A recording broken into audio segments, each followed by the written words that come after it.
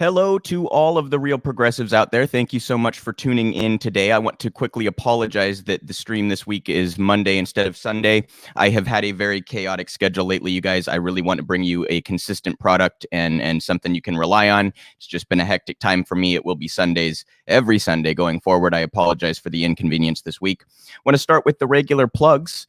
If you are not following all of our work at Real Progressives, you can follow us at Real Progress US or at RP_in_action. I am at Luke Parcher Show. If you'd like to follow me, you can also check out realprogressives.org. If you want to learn more about our organization or support us, please do check out our other fantastic content. You guys, we have 2 YouTube channels. I'm on RP in Action. We also have Real Progressives. You can check us out on Twitch or Rockfin or Facebook. Please do follow our work. We have all sorts of fantastic content. Also want to quickly plug something we'll be talking about later, which is the March for Medicare for All this Saturday. Follow them at M4A. You can go to m4m4all.org if you'd like to find a city near you or figure out how you can get involved. Really encourage everybody to participate. We desperately need Medicare for All in this country, and we need feet on the ground to demand it and keep it front and center. This is an important issue.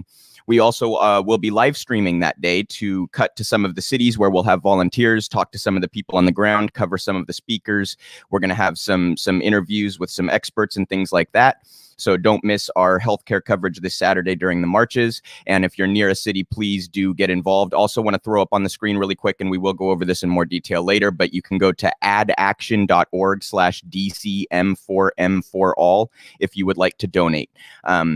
And that does trickle down to other marches, is my understanding. So it's not specifically DC, although DC does need, they have so many speakers and so many things going on in DC that they could use your help if you can't afford it.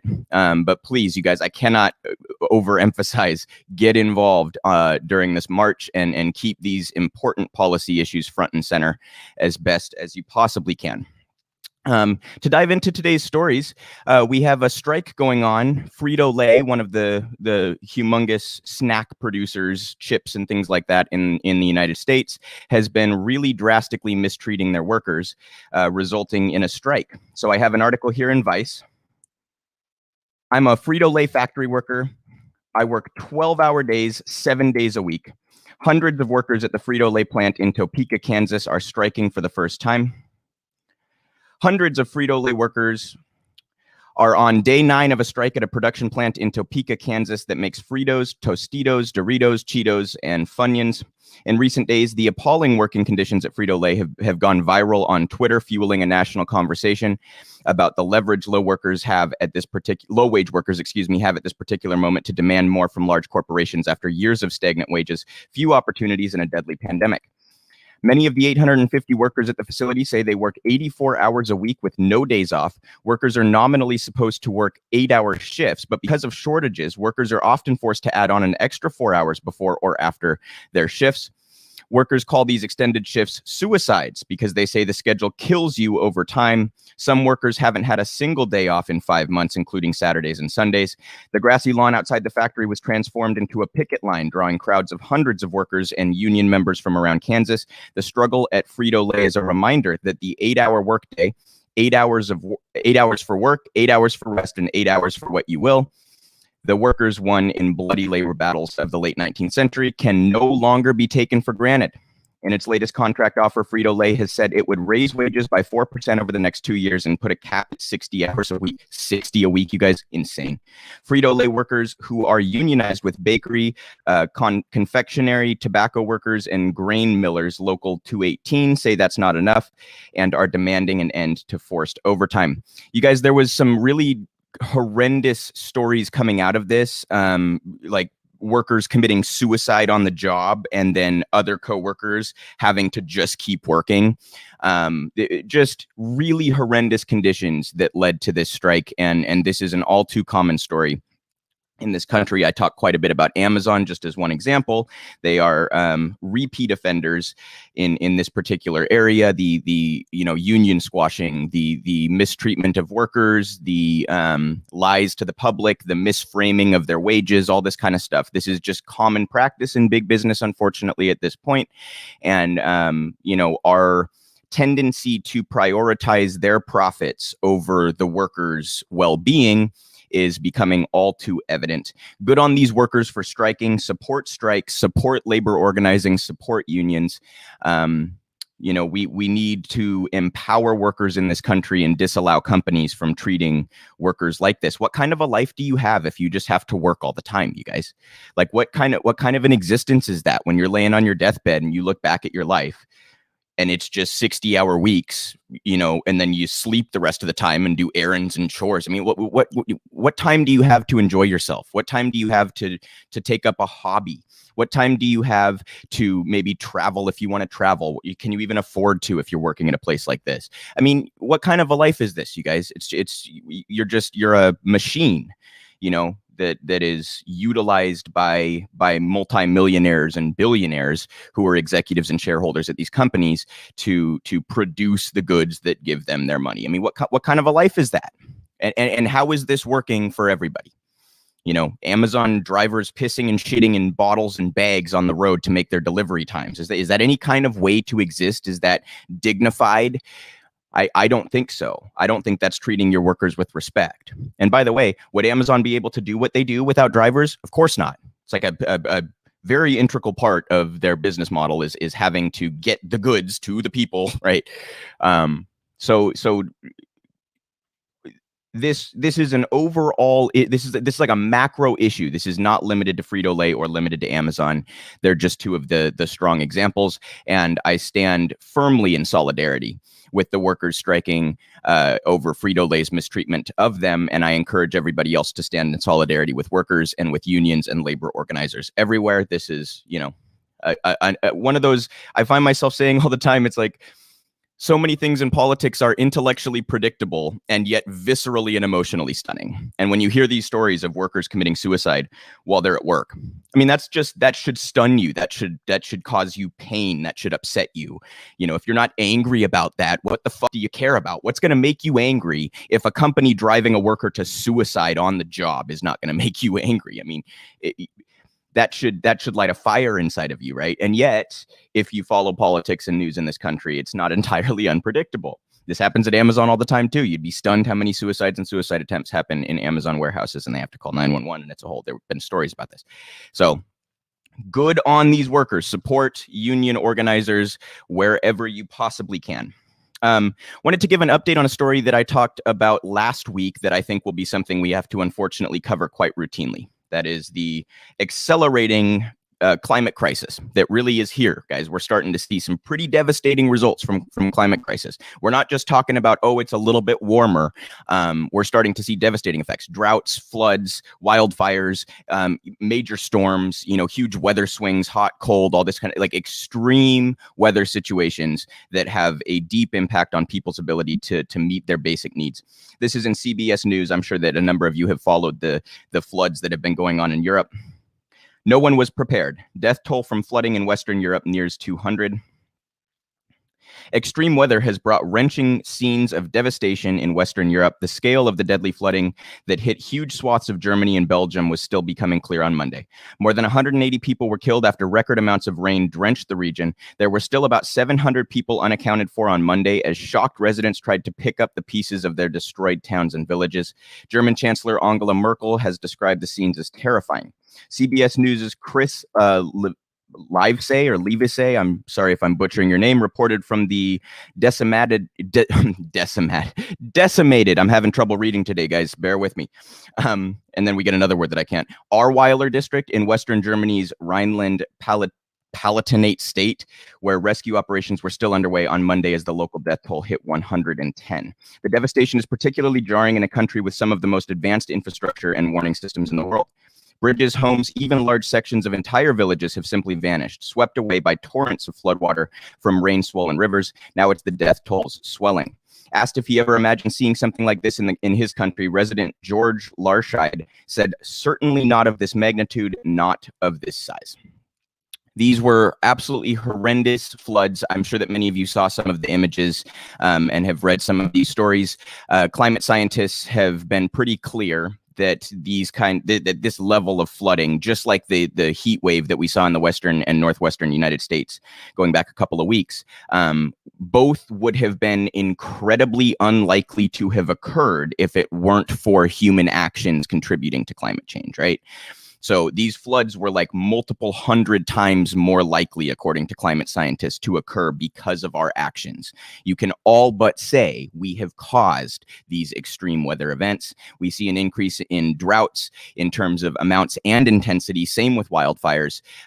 These have drastic impacts on human beings' ability to meet their basic needs, you guys. We're going to see a lot of land flooded out, like people just out and out losing their homes. We're going to see access to water and food become something that is more and more sparse. Like it's going to be more and more difficult for people to access things that are basic needs. And we know how in this country, whenever something like that happens, really around the world, but you know, kind of to an exacerbated level in this country, those hit the impoverished communities first and the working class communities first. They will be the first to have to deal with it because they are the ones that cannot afford to move. I read that article last week where a climate scientist was talking about how many people have asked him, should I move? And he told a story about one doctor from California who acknowledged that he was privileged in even having the decision to make, but asked him, should I move up to Oregon or Washington to avoid floods and to get, you know, away from the dangers of impending climate crisis? I mean, when these kinds of questions are starting to be asked, you guys, people realize that it is here. And yet we have steadfastly refused to address the actual root cause of the problem, which is obviously capitalism. And are placing profit incentives above all else, including literally humanity. Okay, we will prioritize profits over our livelihood. We will let our species go extinct and our planet become uninhabitable before we address the profit incentive that is at the root of these problems. And even like, you know, Biden, for example, surprised me with the Keystone decision. He canceled the Keystone pipeline. I didn't expect that. But he then he approved something like 30 other drilling permits, and he approved a pipeline that was going to bring what's it called, like the particularly dirty kind of oil. I'm blanking on the name at the moment. Something sands, tar sands, I think. Anyway, down from Canada. So it's like he's talking out of both sides of his mouth, right? We got to rejoin the Paris Climate Agreement. We're going to cancel the Keystone XL pipeline. We got to take climate change seriously, etc. And then he goes and issues all these drilling permits. Gavin Newsom, governor in California, very similar story, ran on a green platform. You know, climate crisis is serious. We need to address it. And then he goes out and issues a whole bunch of drilling permits. So we can't even get the politicians who seem to rhetorically acknowledge this and perhaps even believe it, you know, acknowledge the science and say we need to address it. We can't even get them to do anything about it when they are the ones out there saying this is an existential crisis. Well, if it's an existential crisis, then fucking do something. You know, I mean, it's remarkably frustrating. And this is an issue that it appears we are not going to respond to until it is right smack in our face. Reminds me of like Mark Blythe had this quote about this was actually about the economic oppression in the country, but he said something about like the Hamptons, where all of these politicians and elites party. He made the quip that it's not a very defensible position, and if people take up pitchforks and torches, you're going to be in a bad spot at the Hamptons. He said it kind of half-heartedly and kind of, you know, tongue-in-cheek, but at the same time, the point is very real, that it appears these elites and these politicians and the uber wealthy among us may not wake up to this until it is literally affecting them, until their house floods, you know what I mean? Until they can't access water or food, until they have to move because of climate change. Once that happens, then it'll be all of a sudden, oh shit, what have we done? You know, and by then, of course, it'll be way too late. In fact, a lot of the you know, I'm no climate scientist, but a lot of the reading that I've done on this says that we have crossed a lot of points of no return, or points that would take us centuries to come back from. That kind of stuff is already happening pretty regularly. So we are already in an incredibly desperate situation. We are already massively behind on this. We are already seeing devastating effects that could affect billions, with a B, billions of human beings in the coming decades. And I mean affect to a degree that is hard to describe. like affect their ability to meet their basic needs. Just really an indictment on our species that we have refused to address this to the degree that we have refused to address this. So we need a Green New Deal. We needed it decades ago, but we desperately need it now. And we need to clean up our planet. It's outrageous to me that this is still even remotely controversial. To go to kind of a funny story here, I'm sure that a number of you know PragerU, the far-right propagandistic outlet that does kind of short video propaganda for right-wingers, and they also are on Twitter and stuff. They had a remarkable cell phone. This was my favorite comment on this was that it's a Hall of Fame level own goal. Okay. And PragerU tends to do this every so often where you kind of wonder, like, did some lefty like get into their Twitter account or something? Like, what? This is so obviously I don't know, an admission of how wrong they are that you have to kind of wonder, right? Like, was this a lefty that infiltrated PragerU? This is Ken Klippenstein sharing it with LMAO. PragerU says, young people are enamored with anti-racist rhetoric because they think they are fighting racist systems in America. The truth is they are fighting America itself and the very values the country was founded on. So this reminds me of like when the Kaepernick protests happened, or when the Black Lives Matter protests happened after George Floyd. One of the things that people were saying, and it's 100% true, is that racism is so deeply American that when you protest racism, people conflate that with you protesting America. That's exactly what happened to Colin Kaepernick. He went out of his way to talk to a service member about what would be the respectful way to protest racism in this country and police brutality in this country, without appearing to be protesting the country itself. And they decided he would take a knee because it's not disruptive. It's not anti-American in any way, shape, or form. It's taking a knee. And by the way, in sports, you guys, taking a knee symbolizes like when a player gets hurt, you take a knee. It's like, you know, something is wrong and needs to be fixed. So he took a knee kind of as like someone is hurt, the country is hurt, there's this problem, and I want to fix it. And I'm going to knee until it's better. Okay. So like it was symbolically supposed to specifically avoid the conflation that conservatives jump to. And yet there's this deep connection in American culture to racism. So when you protest racism, people think you're protesting the flag or protesting the country or protesting their patriotic or nationalistic identity. It's remarkable. PragerU here just admitting the fucking game. You're not protesting racism, you're protesting America. Well, then you're kind of admitting the problem, aren't you, PragerU? Obviously, Dennis Prager is, in my view, not somebody I would advise people listen to. I think he is often wildly off base in his policy positions and in his assertions of how societies operate. And he has unfortunately been remarkably successful at pushing right-wing policies and right-wing narratives and talking points through his videos and Twitter. And I kind of, you know, honored Mike Gravel last week, who passed away a few weeks ago. He was an ex-senator from Alaska. Gravel is fantastic. He was a hero, you know, famous for presenting the Pentagon Papers, putting the Pentagon Papers into record. And he, you know, his legacy will now live on through the Gravel Institute, which was formed specifically to combat PragerU and their utter nonsense.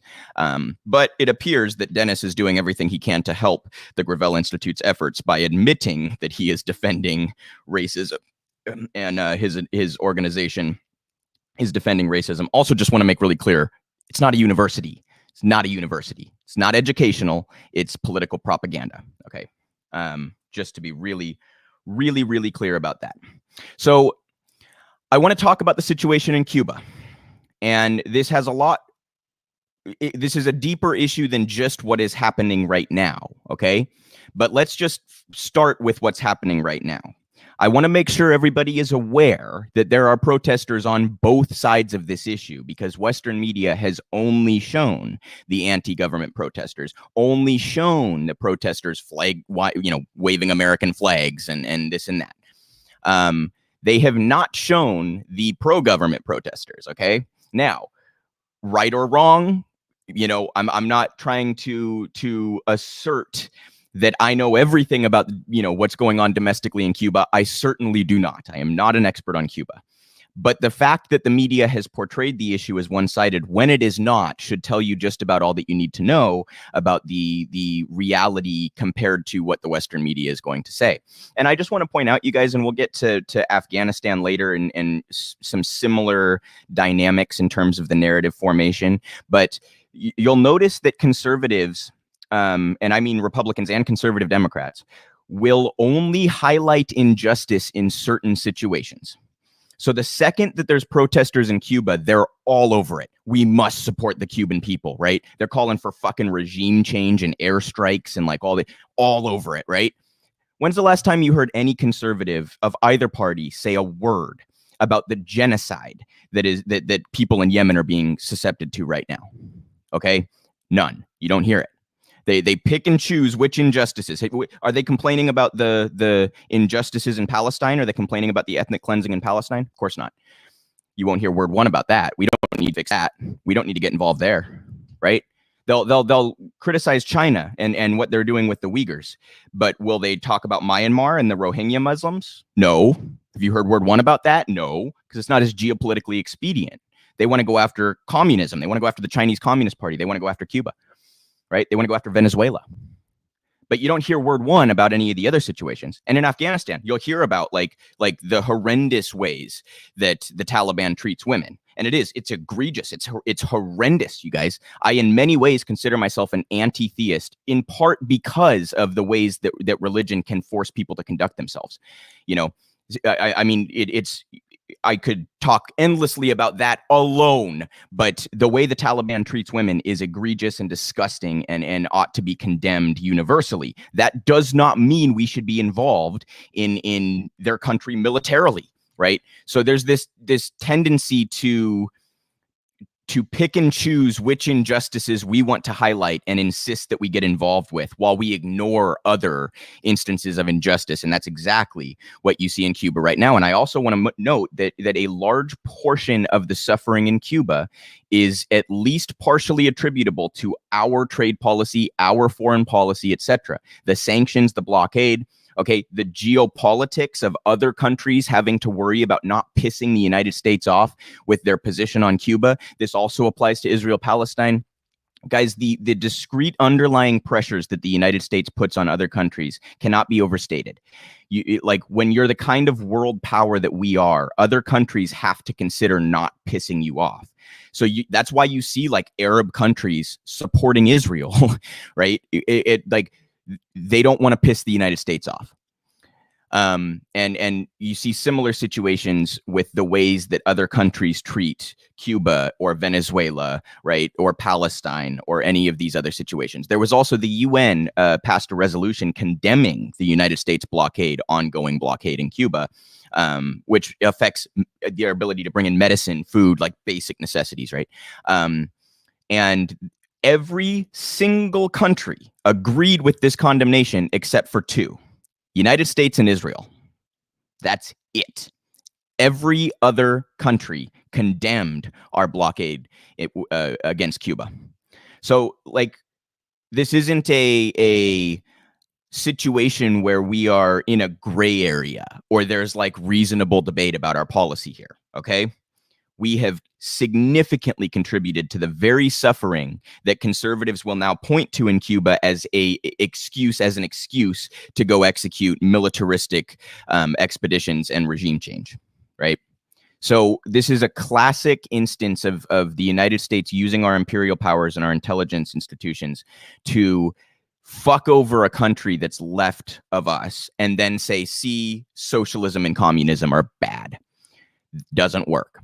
Well, perhaps your sanctions have a little something to do with that. Do you think? I want to show you guys a quick clip here. This is from the Cuban president speaking on this blockade. Si quieren tener un gesto con Cuba, si quieren de verdad preocuparse por el pueblo, si quieren que se resuelvan los problemas de Cuba, abran el bloqueo y vamos a ver cómo tocamos.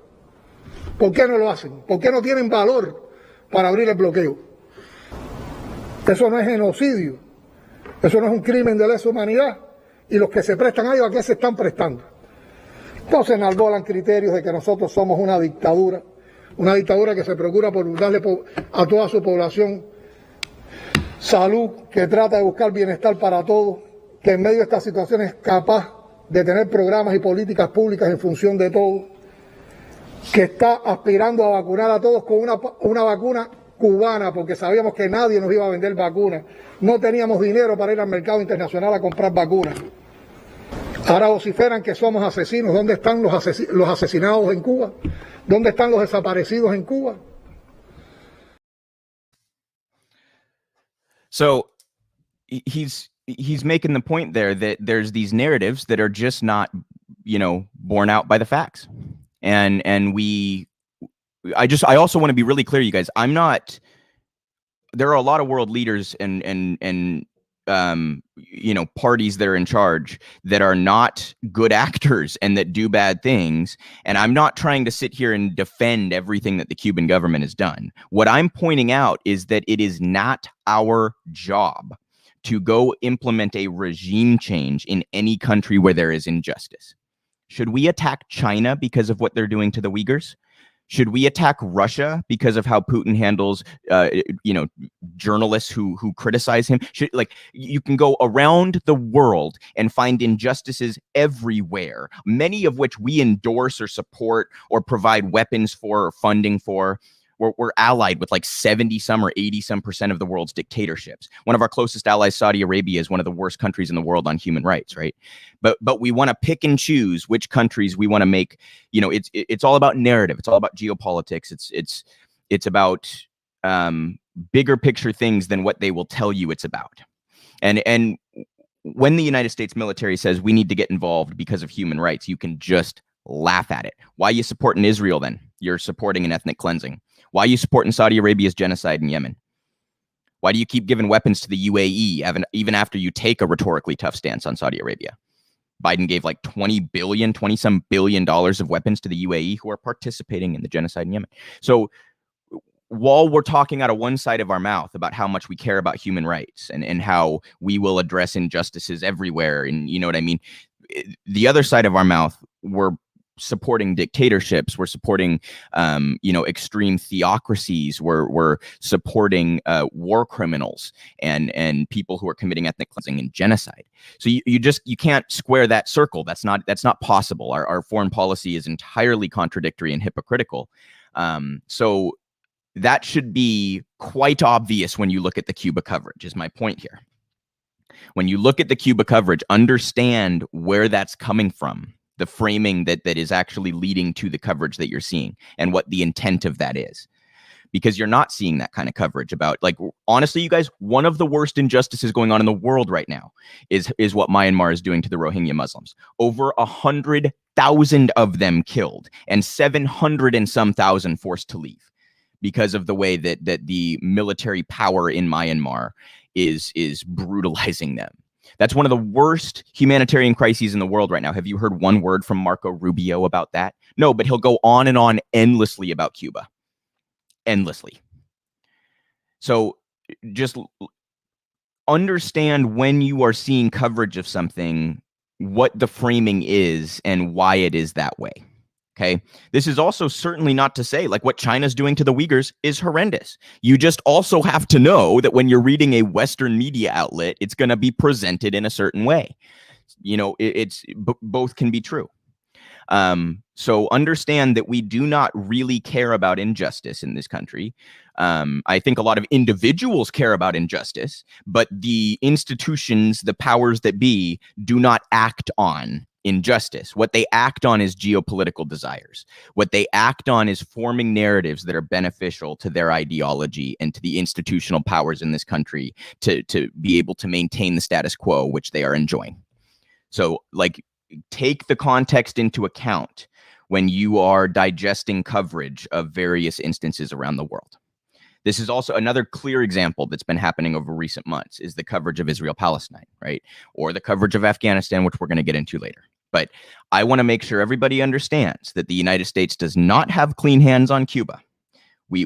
Our blockade has been a significant contributing factor to the humanitarian crises that are going on around the world, really. But any suffering in Cuba that can be pointed to is in part due to our blockades. So you cannot simply blame the Cuban government and then call it a day. That's simplifying the issue in a way that is beneficial to the propagandists in the United States. So we will keep up on that story. We're also going to keep up on Haiti. Obviously, Jovenel Moise assassinated recently, and that story is absolutely crazy, you guys. Like it appears that this whole plan was created in Florida. It appears that Americans were involved in this assassination, and even like ex-DEA informants and ex-FBI informants and all sorts of crazy shit. I do want to be clear that with the Haiti situation, there aren't really any authorities that are like particularly trustworthy. So like I don't know what source to turn to for, reliably credible information, because everybody seems to have an angle on that particular story. Moise had overstayed his term, and the United States had supported him overstaying his term. He was in the process of altering the Constitution, which has created all sorts of problems as it pertains to who replaces him, because you now have two constitutions that give contradictory instructions as to who replaces him. One of those constitutions said the Chief Justice should replace him. The Chief Justice died of COVID like a month ago. I mean, all sorts of crazy. The Prime Minister had been fired by Moise and was to be replaced this last week, but was not, because Moise was assassinated, and now he is still claiming power. It's like, it is a mess of proportions that I cannot even describe, and it is very difficult to decipher what is true and what is not with Haiti. But it does appear that there was United States involvement there. And that's another story that we're going to be following closely going forward, but all sorts of really crazy international stories right now, you guys. We'll get to Afghanistan here a little bit later, but quickly, I really want to highlight again, and I am sorry for those who have heard this over and over again, but it is so freaking important, the March for Medicare for All. Really want to encourage everybody to get involved. I'm going to show you guys the cities here again. I won't read through them this time, but there are so many cities. Take a look at the screen. If there's one near you, please do get involved and check out their website. I'm also going to put back up on the screen here their donation link if you would like to donate to the marches. All sorts of great speakers, all sorts of great media personalities, all sorts of great experts, physicians, economists, etc., are going to be speaking or involved in some way, shape, or form. These are hopefully going to be large enough marches to get some attention from the mainstream media. I know they will resist as much as they can to cover this kind of thing, but hopefully we are big enough that they have no choice. And, we want to keep the most important policy priorities front and center. And Medicare for All, obviously, right in that top handful of most critical policies. We're at 600 and some odd thousand deaths from COVID. We're probably going to hit 7+. That being the case, we should very much be considering evolving our healthcare system. And you guys, tens of thousands of people in a normal year, take the pandemic out of it, tens of thousands of people die every single year in this country because of lack of access to basic healthcare. Not like some, complicated surgery that you can only get a couple places in the world or some sort of specialty care. Basic healthcare that people lack access to. Okay. And then even people who are insured have all sorts of problems where insurance companies will deny payments, or, I've horror stories about the one I heard recently was someone who had, I forget if it was liver or kidney transplant. And then the insurance company, which approved the surgery, then rejected paying for the what do you call it? The meds that make sure the rejection meds that make sure your body doesn't reject the organ. So something that is necessary to keep you alive after the surgery, that is part of that treatment, they then choose to deny it after the person has the new organ. I mean, this kind of stuff is like, you cannot make up the kind of horror stories that go on when you allow capitalism and a profit incentive and rapaciousness and greed to dictate your healthcare system. It's horrendous. It's egregious. It needs to be solved. So we want to keep this issue front and center, you guys. I want to make sure that everybody makes it out to a march if they possibly can. If you can't make it out to a march, watch our live stream. We're going to be covering healthcare in all sorts of various ways.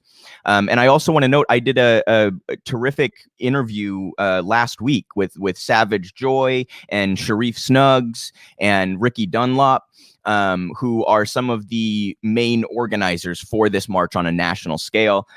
Joy is going to be the MC in Washington, D.C., so we're going to be talking to her the day of. But I want to make sure you guys keep an eye out. I'm going to post some of the interview that I did with them. We also had other people who gave some testimonials about their experience in the healthcare system. I'm going to post some teasers of that as well, and then we're going to have those clips during the live stream so that you guys can see kind of firsthand how the healthcare system impacts people and is destructive to the well-being of our communities. So that was a really fantastic segment, and I urge you all to look for that video and go to addaction.org/DCM4M4all if you would like to donate. We could use all of the help that we can get. So keep your feet on the ground, you guys. Stay involved. Don't let up. We can't let up. We don't have a choice. They haven't given us this policy, and we can sit and be mad about that. We can sit and pout about that and feel like things are impossible, or we can get our feet on the ground and we can demand it. And that is what we need to do. So head out to one of these cities, make your voice heard, make sure that this issue stays front and center, and that they cannot get away with sweeping it under the rug after a pandemic. And I also want to quickly note some of the more nuanced ways in which a single payer system would have aided our ability to respond to the pandemic. Just one example is the vaccination rollout, which was made significantly more complicated in this country than it was in others. Because in other countries, everybody is already part of a single payer system. So you don't have to go through all of these logistical hoops to try to get everybody the vaccine.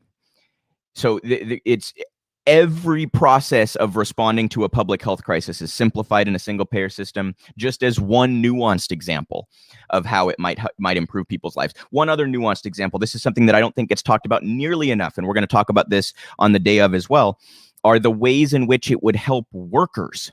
Because I'll use the Nevada example. I was talking to someone when I was volunteering in Las Vegas who was kind of connected to there's a lot of unions down there, right? Because they're a service industry based town. So the restaurants and casinos and performers and all these, there's a number of big unions in Las Vegas that represent the workers of the hotels, the casinos, the restaurants, etc. Right? And what this person told me was that something like half of the political capital or leverage, or however you want to describe it, the hours, the funding, the resources, etc., that the union has are going towards negotiating a good healthcare deal. Imagine what that union could do for your wages, for your workplace conditions, for your time off, etc., your benefit packages, etc., if they didn't have to spend half of their capital negotiating for good healthcare. If that was just provided, then we could start to demand that companies pay us better. The union could be using their leverage, their political capital, their funding, their resources to fight for other ways to improve your lives. Cutting hours at work would be another fight that we could have. Let's make overtime 35. Like all of these fights would be enhanced. Our ability to actually participate in these kinds of fights would be enhanced by a single payer system. There are so many nuanced ways in which our insurance-based system screws over, in particular, impoverished and working class people. And some of the ways that a single payer system would improve our society are a little bit nuanced and discrete. And I want to make sure everybody is understanding the big picture as it pertains to healthcare policy. We also could improve the health of the nation with other progressive agenda items like a Green New Deal, like a federal jobs guarantee, like tuition-free college, the health of humans is improved by a cleaner environment. The health of humans is improved by their ability to not be impoverished, to have time to do things, right? If you're having to work 60 hours a week just to pay your rent, do you have time to work out? Do you have time to cook healthy food? Do you have time to, participate in hobbies or whatever it is that you use to combat stress? Like all of these things start to add up and affect people's health, both their mental health, their behavioral health, their social health, and their physical health, in ways that are quite nuanced and discrete, but they kind of compound on each other. So I just want to point out that a lot of these progressive agenda items would serve to create a healthier society in the United States. And that starts with having a healthcare system that is not so barbaric and inhumane as ours currently is. So March for Medicare for All. Get out there, get involved. I'm going to keep screaming at you about this until Saturday, so get used to it. Another story here. I'm sure a number of you know Nina Turner. Speaking of my time volunteering for Bernie in Vegas, I actually got to see Nina Turner speak, and that was quite inspirational. She is one hell of a public speaker. You guys got us all amped up and ready to go knock on some doors and all excited, right? She's obviously running for the House in Ohio. Shontel Brown is her closest competitor, and Shontel has been endorsed by all of the establishment stooges and institutions.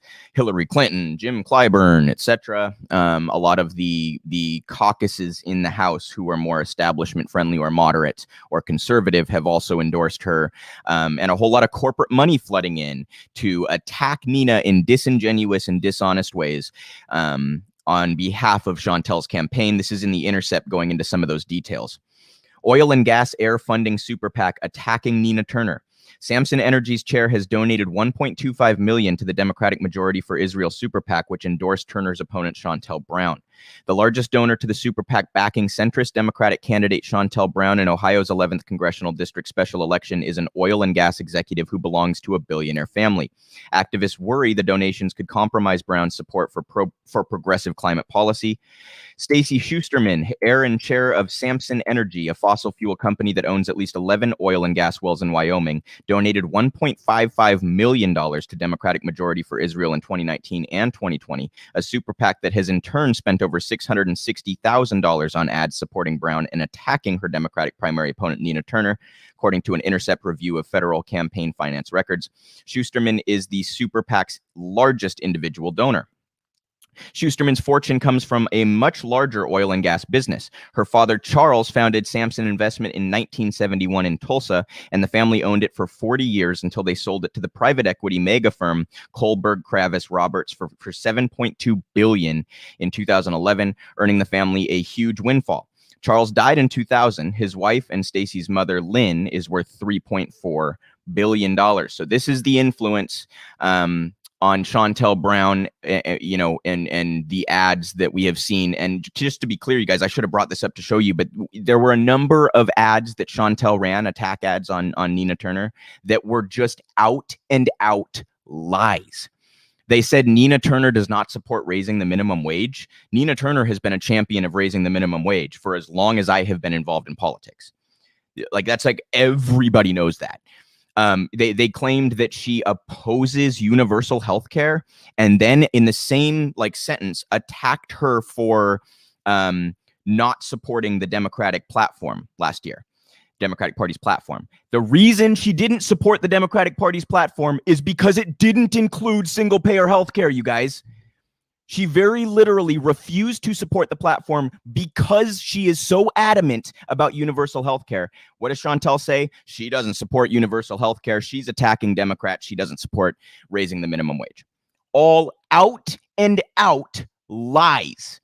Not just not just misframing, or you know what I mean? Like the kind of typical propaganda that you see where you sort of lean one way or cover things in a way that's very one-sided. Not even that, just out and out lies about Nina Turner being spread by Shontel Brown. And unfortunately, it is working. I saw an early poll that had Nina up in the primary 50-15 or something very close to that. Now, that was months ago, and now polls are coming out. One of them said even. One of them said something like Nina by 6 points or 7 points, something in that ballpark. So this race has significantly tightened, undoubtedly because of the big money coming into Shontel's campaign and the lies that they are spreading about Nina Turner. So if Nina loses because of out and out lies, imagine how frustrating that must be or would be. I cannot even imagine. It's one thing to lose because of dirty pool. This is beyond that. This is smears that reach a degree where you are just telling not just falsehoods, the exact opposite of the truth. Explicitly backwards, you guys can see how worked up this gets me. And, you know, Nina's campaign averages something like it was pretty close to $27 per donation, which is funny because that was, you know, Bernie's 27 was kind of the number he highlighted, that his average was about $27. Shontel is, of course, bringing in largely big money and not individual donors. So it's very clear who's the progressive here and who's the more moderate establishment type. And the moderate establishment machine is doing what it often does and attacking the leftist running in this race. And I just want to finish off on this point as far as this story is concerned. Imagine if some like progressive candidate did that. Imagine if when AOC was running against Joe Crowley, she just like out and out lied about him on numerous occasions, represented his position as the exact opposite of what it is. Imagine the response from the mainstream press. I mean, it would be like a week's worth of coverage about how AOC is a liar. You know, imagine if Bernie had done this to Hillary or to Joe.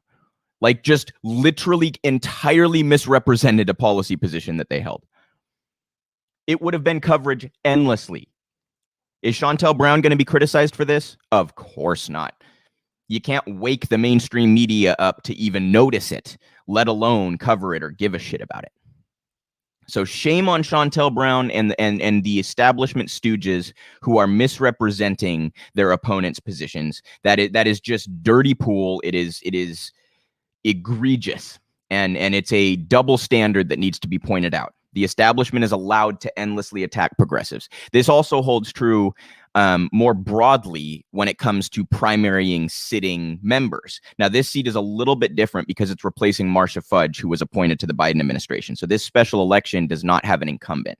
But a lot of times in House races, when progressives challenge an incumbent Democrat, they're treated just horrifically. It's like it's this the humanity. You're attacking the Democratic Party. You're providing ammunition for Republicans. It's just this like ridiculous, visceral response from the establishment. But then when a moderate candidate challenges AOC, did we hear word one? Of course not. Of course not. When a moderate challenges Ilhan Omar, do we hear word one? Of course not. Right? So it's a massive double standard, the way that the media and the political machines and establishment institutions respond to progressive candidates versus how they respond to the moderate candidates, the pro-corporate candidates, the candidates that are going to play ball, right? So it just, you know, shame on anybody who's lying about their opponent. If you have to lie about your opponent, you just don't deserve to win at all. Yeah, ridiculous. So I want to talk a little bit about two individuals who are both sexual assailants, who both were provided cover by the federal government in one fashion or another because of their wealth and power. The first is obviously Jeffrey Epstein. I'm sure a number of you have kind of followed the Epstein story and Ghislaine Maxwell and her trial and what's going on with that. Epstein obviously had all sorts of connections, from Bill Clinton to Donald Trump to the royal family, etc., to all sorts of Hollywood connections and Alan Dershowitz and like all of their endless connections, and became a billionaire through rather mysterious means, you know, as he was trafficking and raping girls, children. And he was essentially allowed to continue this conduct for decades, even after it was a pretty well publicly known fact what he was doing. So I want to show you guys a short clip from Breaking Points. This is Sagar and Jetty did a monologue on the update on the Epstein situation. This is from last week. Going to show you guys a few minutes where he just goes over the details, and then we'll come back and discuss. Former Labor Secretary Alex Acosta resigned from his post in 2019 when his role as the prosecutor who brokered the deal came to light. But there's been a lingering question as to whether political influence or even government influence is what kept Epstein free at the time. A new book by journalist Julie K. Brown, she brought this entire case to light, answers some of that question. Political corruption absolutely was a big part of how Epstein walked free.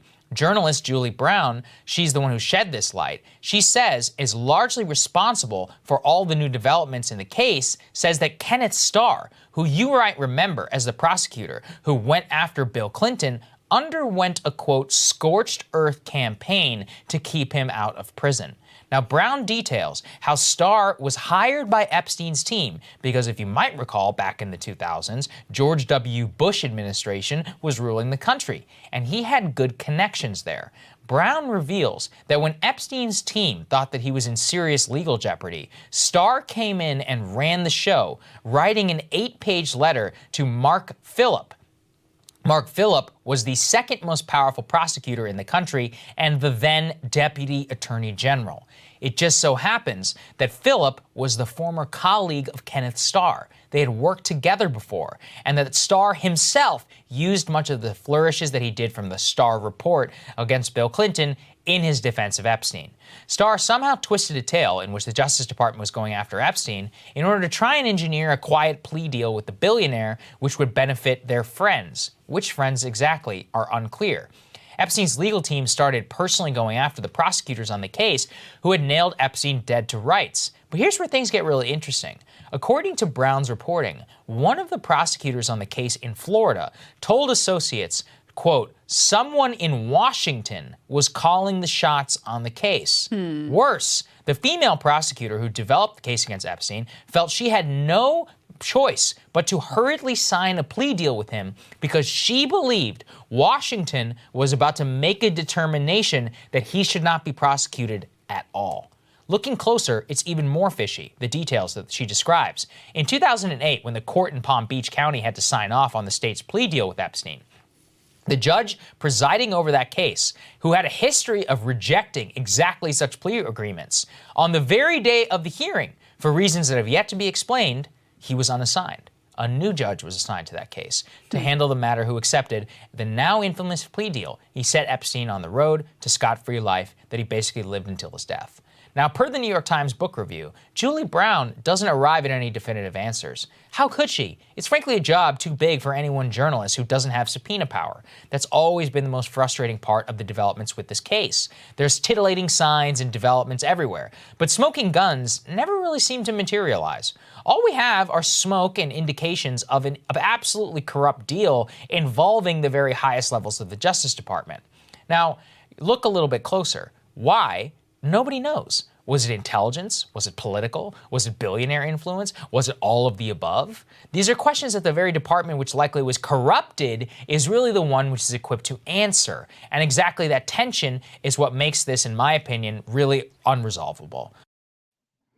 So, very clear that if you're in a particular class, your experience in the Justice Department is significantly different than everybody else.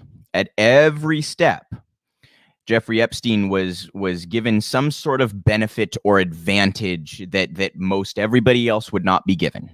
So when it came to deciding whether or not to prosecute him, he had ins with the powers that were making those decisions. When it came to him actually being prosecuted, a plea deal that would probably not have been accepted by the original judge comes to fruition, and that judge is replaced. Would you or I get that in court? If we were charged with assaulting children and trafficking children, would we get that kind of benefit in court? Of course not. It's clear as day the kinds of discrepancies that we see when it comes to classist, the classist nature of our justice system, so-called justice system. The other individual I wanted to talk a little bit about is Larry Nassar. Very famously assaulted dozens and dozens, not hundreds. I don't really know. I think it was 70 that we know of, or something like that. Girls. He was the doctor for the U.S. gymnastics team, and it has now kind of come to light that the FBI was not exactly handling that investigation as rigorously as they may have claimed. The agent in charge of the investigation was apparently, as he was like dragging his feet on this investigation, he was asking about a job with the U.S. Olympics. So, like, talk about a conflict of interest, or a conflict of interest. His intention there was pretty clear, right? So you drag your feet on an issue that results in many other girls being assaulted so that you might be able to get a better job. Just outrageous. people who are put in these powerful positions or who have the means and resources to be powerful players in our society are given a completely different deal by our justice system than all of the rest of us. And, you know, it's very much worth pointing this stuff out. So, you know, shame on anybody who would place their own career aspirations above the victims of a sexual assailant, particularly someone assaulting children. I mean, my God, can you guys think of like the most heinous crimes in our society are murder and rape, right? And it's made extra bad if it's rape of a child. I mean, the most heinous things that we talk about are these cases, and yet they still got every benefit of the doubt. It's egregious. It's outrageous. And the Epstein suicide thing is also still very much a controversy and a, you know, I have questions about whether or not Jeffrey Epstein committed suicide. So because he had so many powerful connections and his case going forward had the potential to reveal people who have the power to make something like a murder in jail happen. Just calling it like it is. I'm not trying to be some conspiracy theorist. I'm not telling you I know. I'm saying I have many questions about Epstein's suicide and the way that that all came about. Hopefully the case with Ghislaine will go forward to a point that some of this information will come to light. But as Sauger noted, it just seems like there seem to be these little, like, I think he said titillating, like tidbits. It's these little tiny things that we hear about, but there's never that smoking gun where you can like say 100% for sure, here we have him on camera. We have documents. We have, you know what I mean? Powerful people who are trying desperately to keep their associations with Epstein out of the public eye are getting their way so far. We know about some of them. We know Bill Clinton lied about being on Epstein's island. We know about Bill Gates's associations with Epstein that may have contributed to his divorce. You know, we know about the royal family's associations with Epstein. Which prince is it? Or I don't even remember. Charles, I think. Anyway, no, not Charles. I don't know. I don't follow the royal family. One of the most powerful members of the royal family has basically been forced out of the country and cannot come back because of the accusations pertaining to Jeffrey Epstein. Alan Dershowitz, Hollywood, as I mentioned before, like these kinds of connections, you guys, to powerful people insulate you to a degree, because all of those individuals have a self-interest to keep your story and your, you know, assaults out of the public eye for their own benefit. So Epstein managed to sort of like insulate himself from any criticism or legal charges in, you know, for a long, long time. Pretty much right up to his death, he was allowed to continue doing what he was doing, even though everybody knew what was going on for decades. So this is an instance that points out the classist nature of our justice system, and I want to make sure that everybody sees that and calls it out when you do see it. This is a really crazy story here, guys. I think police are about the biggest snowflakes in the world in many ways, quite frankly. This is in NPR. 19-year-old protester stomped on a Back the Blue sign. She faces hate crime charges. Hate crime charges for stomping on a sign. A Utah hate crime case is drawing national attention after local authorities charged a young woman with a hate crime over allegedly defacing a Back the Blue sign in front of a sheriff's deputy. Utah is one of at least 5 states, along with Kentucky, Louisiana, Mississippi, and New Hampshire, that list law enforcement officers along with race and gender in their hate crime laws protected category, according to the Brennan Center for Justice. Just to be really clear, you guys, nobody is born, like nobody chooses their race or their gender or their sexuality. You do choose your profession. You do not get to say that blue lives are some sort of category that should be protected from hate crimes. That's outrageous. So beyond outrageous and quite frankly, entirely pathetic, as is this officer's actions, right? Carrying on here, Lauren Gibson, 19, is accused of stomping on a Back the Blue sign while smirking in an intimidating manner at a Garfield County Sheriff's deputy. The deputy had pulled over a group of vehicles for speeding, the sheriff's office says. Imagine writing on a report that a 19-year-old girl smirked at you in an intimidating manner and not reading that back and going, oh, I sound super pathetic. Holy shit, I should take that part out. That should be redacted. Imagine charging somebody for smirking in an intimidating manner. This is just beyond egregious. Quote, the officer wrote in court documents the incident should be treated as a hate crime because it was an attempt to intimidate law enforcement, as NPR member station KUER reported. Garfield County Attorney Barry Huntington told NPR that the case is moving forward, although he wasn't certain as of Thursday morning whether a court date has been set. Gibson has retained an attorney, he said. So even the county attorney is going to go forward with this nonsense. I mean, the laws in this country are a complete and utter joke, you guys. Seriously, it's a joke. And the way that police behave, they're the biggest snowflakes on the planet. They respond to being insulted with violence and arrests. You know, like they want to talk out of both sides of their mouth on this, where on one side they want to be like respected by society for the sacrifices that they're making to serve the public. And then the other side of their mouth, they want to prove to you just how pathetic and unworthy of that respect they are. And this consistent, you guys, I want to really emphasize, this is not one officer who's pathetic and you know, petulant and petty. It's not one officer. It's a systemic problem. And there are some officers who I think are probably very good human beings with very good intentions. But when you throw them into a system that is designed to oppress, that is born out of slave catchers, that is classist by its very nature because it's there to protect property. You know, when you throw someone into that system, they either become corrupted and start participating in it, or they leave. So what's the result? The result is that you have this mass of law enforcement officers who will do shit like this. And unfortunately, in this country, we are significantly more likely to protect police than we are to protect, say, the Black community or women or the Native community. Those communities, when they protest, when they need something, when they're being victimized and oppressed and brutalized, and they're the victims of violence and you know, all of these societal manners in which that violence is executed, like environmental violence or like all of these economic violence, when they're susceptible to that, we drag our feet. Right? We oppose these social movements. But when police cry foul, it's like, oh, charge the 19-year-old for stomping on a sign and smirking in an intimidating manner. It's, again, massive double standard and contradictory messages coming from law enforcement. And this story is egregious. As we kill 1,300 people a year. Something like that, over 1,000, something in the 1,300 ballpark per year with law enforcement in this country. They're going to complain about a smirk. Gee, I bet those 1,000+ dead people that you've killed in the last year might have something to say about what's intimidating and what's not, what's violent and what's not, what's worthy of a hate crime charge and what is not. Egregious story, beyond egregious story. We have quite a revealing story here next. An Exxon Mobil executive kind of said the quiet part out loud here.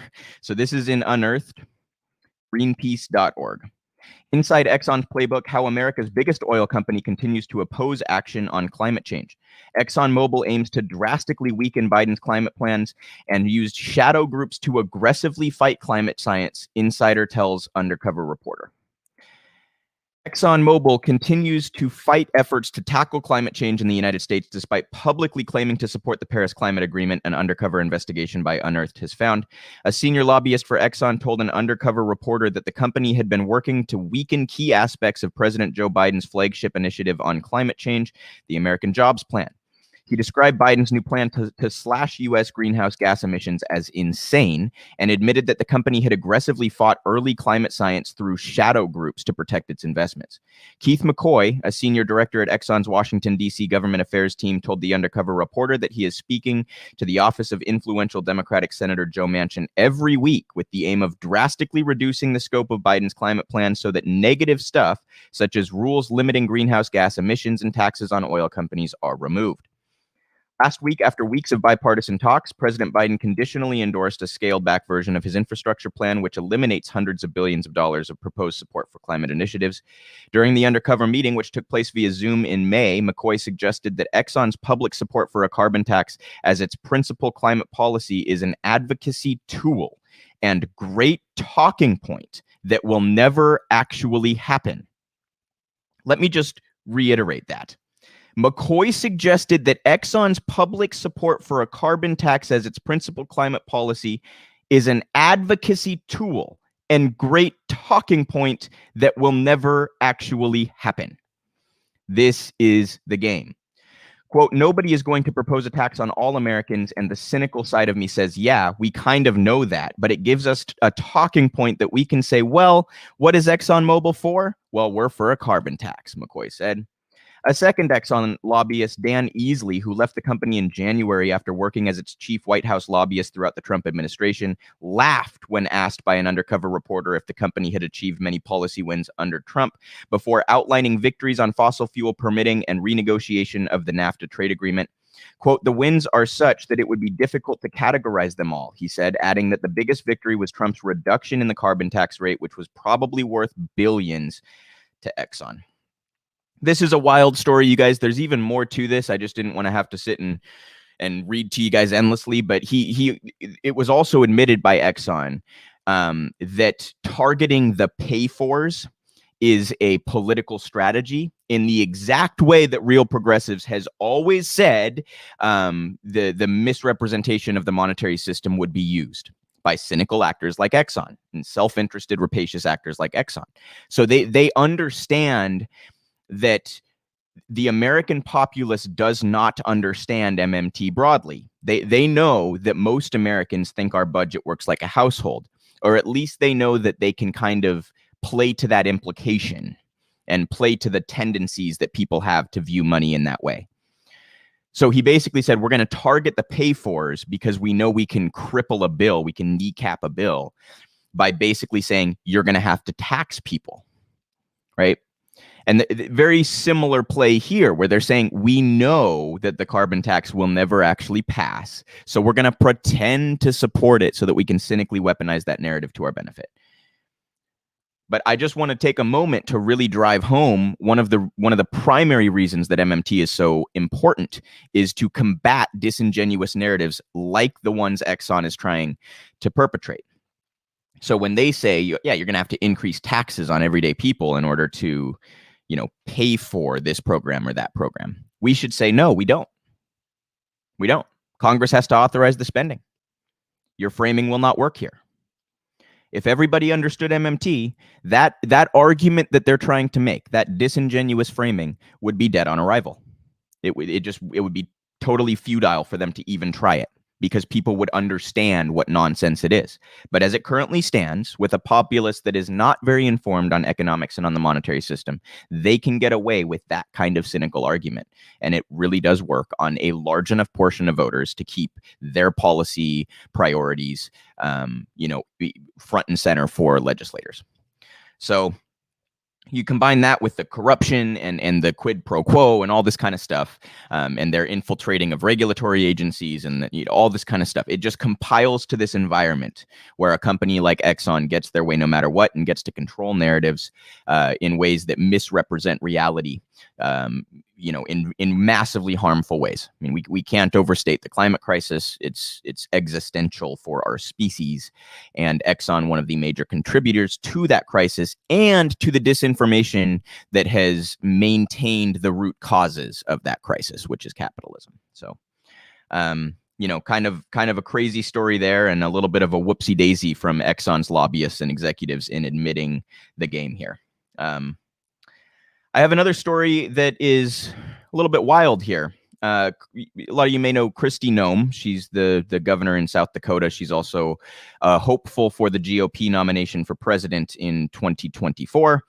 And actually, this story kind of has to do with the dynamics of that, because we're going to talk a little bit later about how Ron DeSantis is becoming one of the favorites. He was in a large lead of the GOP field in a poll that did not include Donald Trump. Just to be clear, it did not include Donald Trump, but he was, a pretty strong leader in that poll, and it's worth noting. So CPAC was, just happened, a week or two ago, whatever it was. Kristi Noem took the opportunity to condemn Republican governors who she thought had taken too much action on COVID. So she says, South Dakota did not do any mandates. We trusted our people, gave them all the information, and told them that personal responsibility was the best answer. And then she tweets a clip of herself at CPAC. I retweeted this and I said, here's Kristi Noem bragging about a strategy that was an abject failure. Similar population to San Francisco, that being the state of South Dakota, has similar population to San Francisco. Way less population density, right? 4 times the deaths in San Diego compared to San Francisco. They're also bottom 5 among states in almost every major COVID category, yet here she is boasting about all of the people that she let die. So I was pretty astounded by this. She went after Ron DeSantis for the few regulations and policy positions that he implemented to try to combat COVID. DeSantis was among the governors who did the least, and yet she attacked him for what little he did. It's totally backwards. And here she is with some of the worst results in the country as a result of her policy, and now she's bragging about it. This whole culture war that has evolved out of a pandemic and out of a scientific and medical issue is astounding to me. It shouldn't be. Maybe, you could call me naive for being astounded by it, but it's remarkable to me that an issue that is simply a matter of science could become such a cultural hot topic. The conspiracies surrounding the vaccines, the extent to which people politicized masks and things like this. I mean, it's just outrageous. There are plenty of nuanced conversations to be had about how to handle a situation like COVID. It's not easy, you guys. No one is ever going to get a pandemic perfect. But those nuanced conversations do not involve this tribalistic, my side, your side culture war kind of an attitude that we saw consistently throughout this whole ordeal and continue to see. Nuanced conversations could involve, like, when do we reopen, right? Because there are genuine social issues, like our mental and social health is affected by having to close down. That's a genuine point. I don't want people more depressed and more anxious and engaging in substance abuse and all the kind of things that we saw elevated during the pandemic. Nobody wants that. But these nuanced conversations were not, the center of the narrative or the way that this whole issue was portrayed to the public, right? It was portrayed to the public as an out-and-out culture war. And Kristi Noem here clearly thinks that she can ride that culture war to a victory in the GOP primary in 2024, attacking DeSantis on this. Just quite ridiculous stuff. And Kristi Noem is this type of politician, I suppose you could say. But it's something that I hope over time the narratives will change. I hope that we look back on COVID and understand it better as a general populace. I hope that some of the conspiratorial beliefs will dissipate. I'm sure that there is just a portion of people that will dig their heels in and believe that it was a Chinese hoax or believe that the vaccines had microchips or whatever until they're dead. Like I'm sure some people are just going to dig in on it, but it's unfortunate. And I know I've said this before. It's unfortunate that we live in a society where there's institutional distrust to the extent that we get these kinds of views on a purely scientific and medical issue, you guys. I understand some of the institutional distrust. You look at regulatory agencies like the FDA, like the CDC, and you see all sorts of revolving door type of bullshit, right? So why would you trust like an ex-pharmaceutical executive to determine whether or not a vaccine from Pfizer or Moderna or Johnson & Johnson is safe?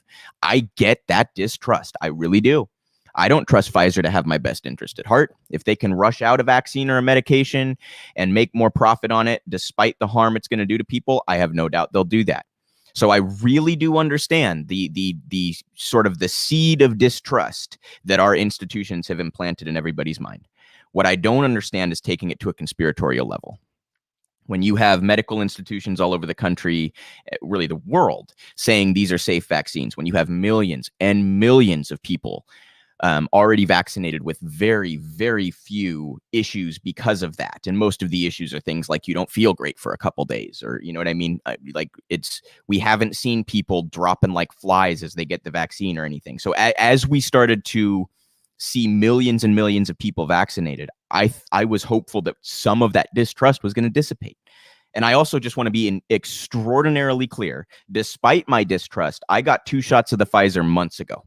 And I encourage everybody to get vaccinated if you are not vaccinated already. If you're concerned about potential long-term side effects from the vaccine, I genuinely understand, but think about what long-term side effects we're seeing from COVID. We're seeing people have long-term organ problems, brain problems, etc. So which dice are you going to roll? I encourage people to get the vaccine, okay? I also encourage institutions to improve their behavior to a degree that will help to evaporate some of that distrust. If we had better institutions, more people would trust them. So, you know, the pharmaceutical companies also don't do any favors when they come out. Like I'm going back a couple months, but a Pfizer executive came out and was kind of like giddy at the prospect of having to do booster shots every year. Because imagine how many billions in profits that is for Pfizer, right? These new variants are wreaking havoc largely in communities that are under-vaccinated. We have refused to, in any robust way, get this vaccine to impoverished countries around the world. We have just done a really horrendous job of addressing this problem as a species in many parts of the world anyway. And, you know, it appears that this might be something that is kind of part of our lives for a while. There may be variants that require shots every couple of years or something. I don't know. We might have a COVID season every winter. I don't know. But the less that we do now, the less vaccination that we get done in the very near future, the more likely it is that we're going to continue to have COVID as a major part of our lives for years to come. So, you know, it's sad how the institutions that we're supposed to trust have handled this, but we all need to also be making the smart decision, right? So I encourage everybody to get vaccinated and to fight for, you know, the TRIPS waiver, to fight for releasing the IP rights on these vaccines so that other production facilities around the world can produce them. Yeah, I also briefly, you guys, I wanted to touch on the horrendous way that the media has covered these variants as it pertains to the vaccines we currently have, because I was kind of fooled for a bit. Like I said, I got the Pfizer. Okay. And the headlines were saying that the Pfizer vaccine was only 64% effective against these new variants. Well, you guys, I can't, like, I'm not a scientist, okay, but I saw a great breakdown from a biologist at the University of Washington where she explained that efficacy rate is not even the most important, you know, indicator of the effectiveness of a vaccine. Efficacy rate is a specific number that pertains to one trial that is done at the beginning of the vaccines. So people thought that Johnson & Johnson was way less effective than Pfizer and Moderna because of the efficacy rate results, right? But all three of them are damn near 100% when it comes to preventing hospitalization or serious illness or death. And that is the most important number that you find. So Johnson & Johnson's trial was done after Pfizer and Moderna's trial, and it was done in different parts of the world. Johnson & Johnson's trial was done when there was a spike and when new variants were starting to come out that were more resistant. So the conditions under which the trials were executed were very different. If you wanted to compare efficacy rates, you would have to have trials that were done on the same population at the same time. That's not what happened. So this particular biologist at UW said that she thought it was not entirely unlikely that if you were to have done the trials on Pfizer and Moderna at the same time as Johnson & Johnson and in the same place, you would have gotten similar results on those vaccines too. Okay, so I say all of this to point out that efficacy rate is only one small indicator of how effective a vaccine is. The most important number for something like COVID is how effective is it at preventing hospitalization and death. Okay, so with that said, that 64 number that we've seen applied to the Pfizer for these new variants, okay, or one of the new variants, that is the efficacy rate. It is still up in the 90s when it comes to preventing hospitalization and death. So that the media goes with the headline of 64% effective, I find to be grossly irresponsible, because that tells people who only read the headline, and unfortunately that is a lot of our population, you guys, and the media knows that. That tells them that it's like a third less effective against variants than it is against the original. And that's just not really the case. So I'm sure that a lot of these outlets go put the details in the article, right? They'll say 64 in the headline, and then in the article they'll say still effective at preventing hospitalization and death. But how many people are reading that? I can tell you, it was a prominent enough narrative. It was the most discussed element of these trials, to the degree that for a little bit I believed that the vaccine I got was only 64% effective against new variants, and I was kind of freaking out. So I wanted to call out the framing on that stuff because I find it to be pretty egregious.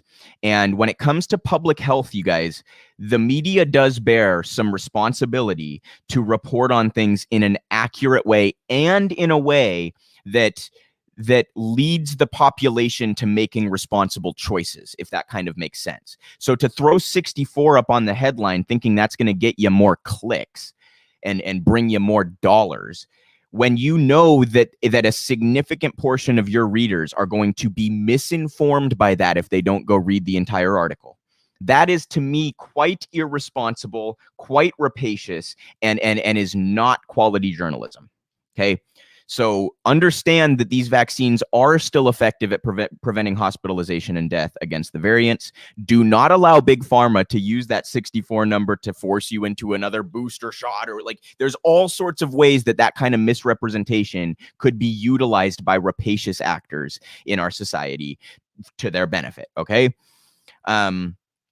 And we also need to continue the push to get vaccines to impoverished countries and to areas that are currently under-vaccinated. It's outrageous that we are in July of a disease that started in November 2 years ago, or earlier, but first cases we know of. And we still have not managed to get this vaccine out in any robust fashion to the world, right? It's just egregious.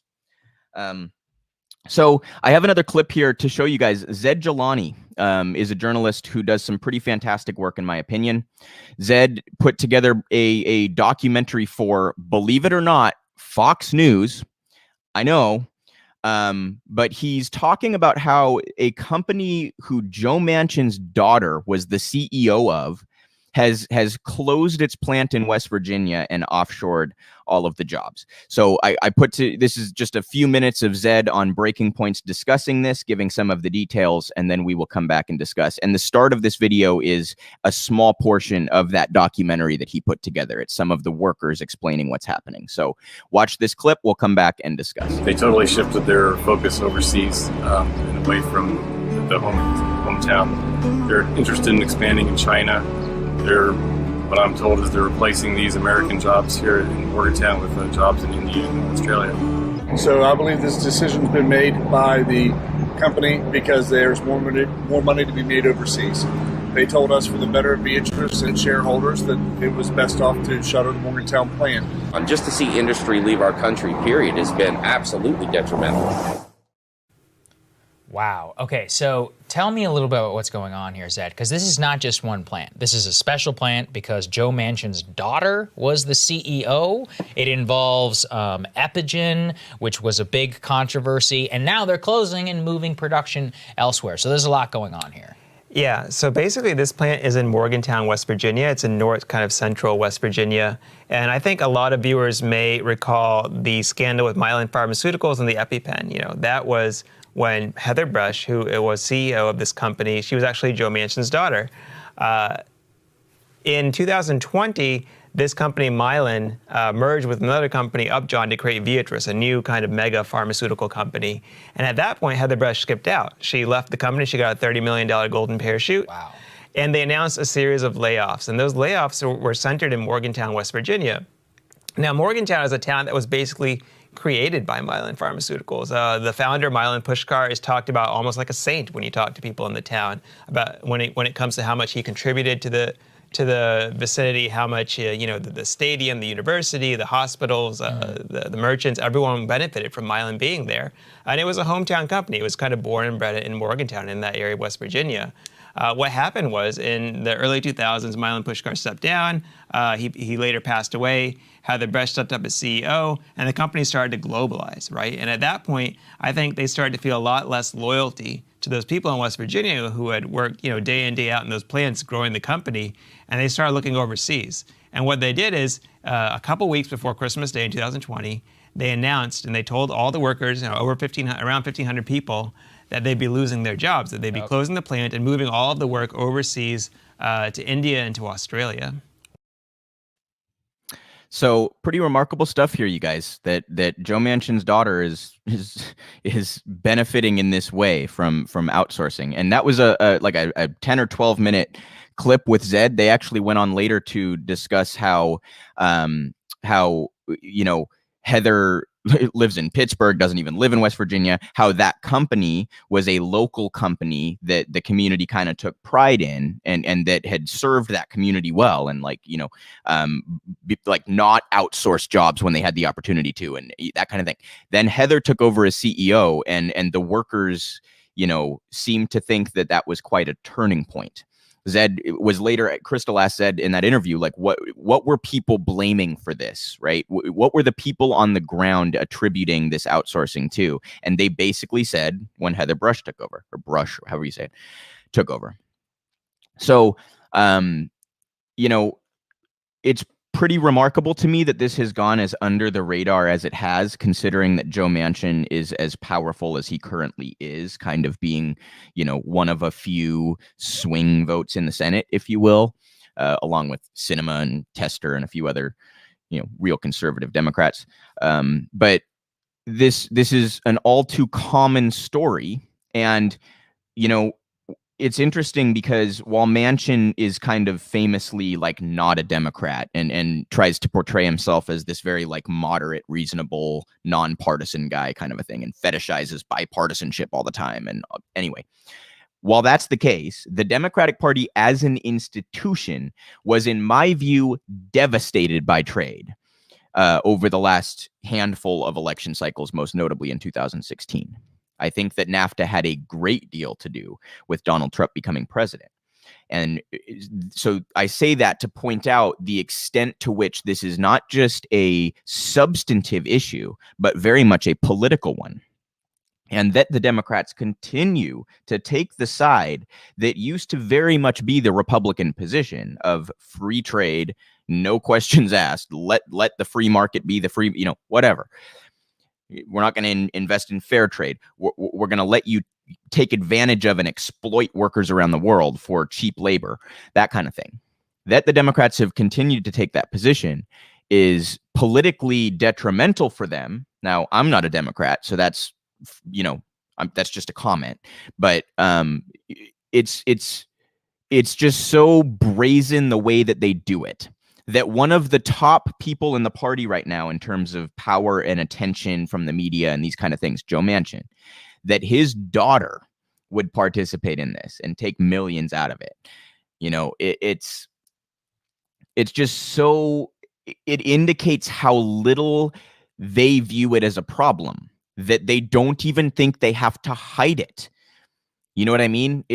I'm consistently stunned by the extent to which politicians will engage in objectively harmful stuff, harmful electorally, because they clearly live in a bubble where they don't think outsourcing all of those jobs is going to hurt Joe Manchin.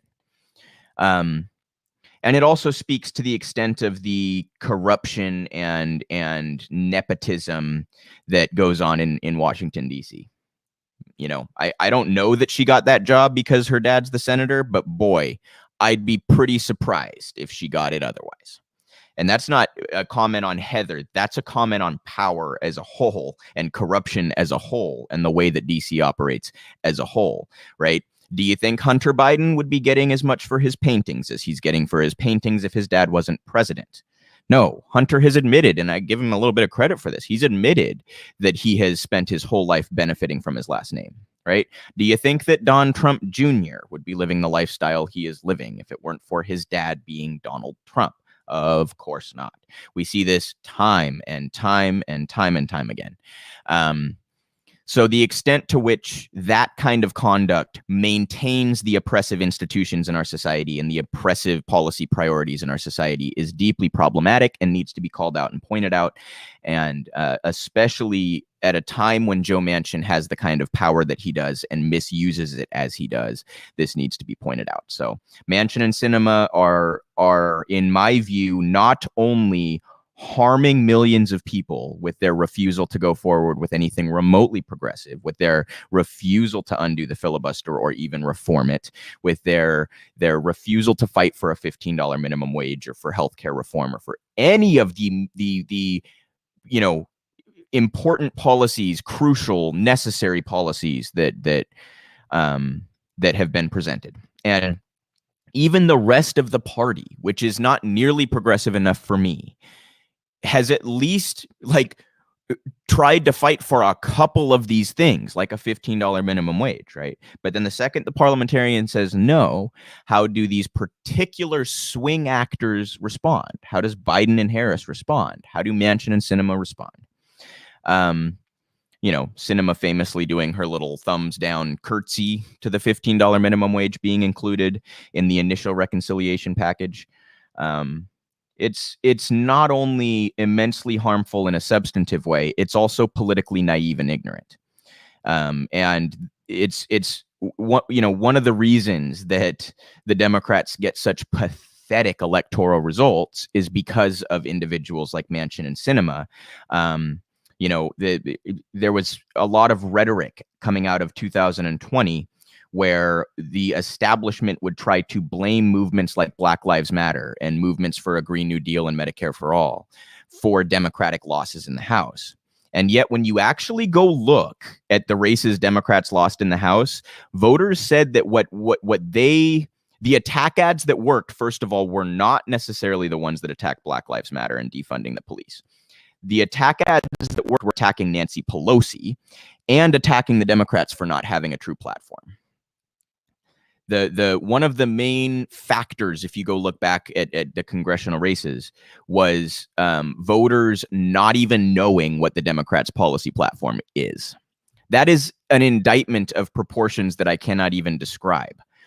That your opponent is practically openly fascist in many ways, and you still can't seem to beat them, or they get some wins, but you guys know what I mean. The Senate's 50-50 right now. If you look at the clown show that the Republican Party is, and then you ask the question, how on earth are you not up by a lot more than just the one swing vote of the vice president? The Democrats don't have an answer for that, because the answer would be that they refuse to act on the things that they rhetorically say they are in favor of. The answer would be that individuals like Joe Manchin and Kristen Sinema and others, plenty of others, Nancy Pelosi, often capitulate to the Republicans instead of fighting for progressive or liberal policy positions. Chuck Schumer, quite famously under Trump, cut backdoor deals to allow conservative judges to flood the federal court system. The Democrats rolled over as Republicans stacked the Supreme Court by obstructing Obama's ability to appoint Merrick Garland and then forcing Amy Coney Barrett onto the court at the last minute. The Democrats rolled over, did nothing, didn't obstruct in the way that Republicans would have or did. So that Democrats actually refuse to fight and constantly pretend that they're taking some sort of high road is one of the strongest contributing factors in their electoral disasters and their inability to strongly defeat what is, in my view, a clownish and weak opponent that is the Republican Party. And this kind of conduct with Heather, with Joe, with offshoring, with trade policies, with Joe's blocking the filibuster reform and all this kind of stuff, it all just compiles to make this mess that the Democratic Party is and that voters view it as. So that kind of corruption and nepotism needs to be rooted out. And I'm not saying that's an easy task, because when it's the core of Washington, it's like, how do you change that? When you have to go through corrupted institutions to end the corruption, it becomes a bit of a catch-22, doesn't it? Anyhow, Some of you may remember that Joe Biden struck Syria. This was weeks, if not months ago. The time just kind of all blurs together, but I think it was months ago. He executed a strike in Syria, very near the Iraq border. He claimed that it was targeting operatives who threatened U.S. troops in Iraq, killed 20-some people, and it turned out later we found out that included civilians. First of all, before we even get into the article that he has finally been criticized about, this is the story I'm going to cover. But before we get into that article, the idea that you are an occupying force in Iraq, and then you're going to claim that the troops who are executing that occupation are victims of an attack is backwards from the start. You're the aggressor by definition because you're there. So it's really no different than when Israel executes illegal occupation and settlement and then cries self-defense. No, you're the one being an aggressor. You're the one committing a war crime. You're the one executing ethnic cleansing. You cannot, commit that kind of behavior and then cry self-defense. You can't do it.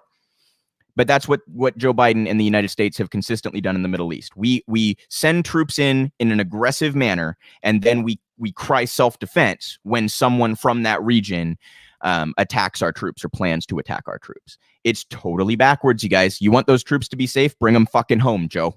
Bring them fucking home. We're going to talk about Afghanistan in a little bit here, and I'll give credit where it's due, but that's not indicative of the overall foreign policy, and this Syria strike was a perfect example of that. So I have an article here in The Hill. He has finally caught some flack for this months later. Bipartisan group calls on Biden to clarify reasoning for Syria airstrikes. Again, quickly before we dive in, for those that don't know, the war powers are granted to Congress, not to the president. That's what this is all about, right? That was an act of war that you committed without congressional approval is kind of the argument, right? Two members from opposite sides of the political spectrum called on President Biden Monday to clarify the specific threats that led to airstrikes conducted against targets in Iraq and Syria last month. Representatives Andy Biggs and Barbara Lee penned a letter together saying the airstrikes raised major constitutional concerns. Our Constitution gives the authority to declare war only to Congress. It is implied that the president has limited authority to act to defend our national interests in exigent circumstances. The executive branch has no authority conducting offensive airstrikes without congressional approval, said Biggs, who co-chairs the War Powers Caucus along with California Democratic Representative Ro Khanna. Biggs, Khanna, Lee, and Representative Ken Buck, a Republican from Colorado, founded the War Powers Caucus in 2019, finding commonalities in an issue that unites the Republican right and the Democratic left. Quote, the Biden administration has taken offensive action in the recent airstrikes on the Iraq-Syria border without bringing this to Congress for approval, without appropriate justification of an imminent threat to the United States. It is clear that President Biden exceeded his constitutional authority, added Biggs. On June 27th, the Pentagon announced it had carried out airstrikes in Iraq and Syria, targeting operational and weapons storage facilities connected to Iranian militias in the region.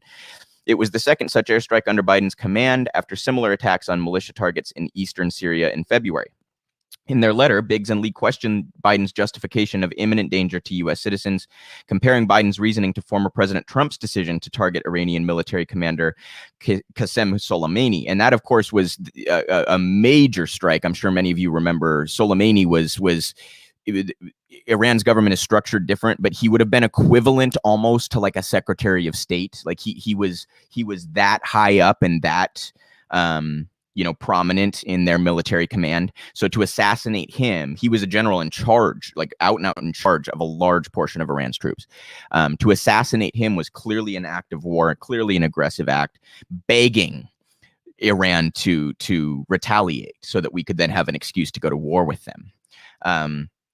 Iran's not a good actor. I just want to be really clear. Like, I oppose any and all authoritarian theocracies, any and all. Not a fan of the Iranian government. That being said, the United States, going back decades and decades, has long been the aggressor here.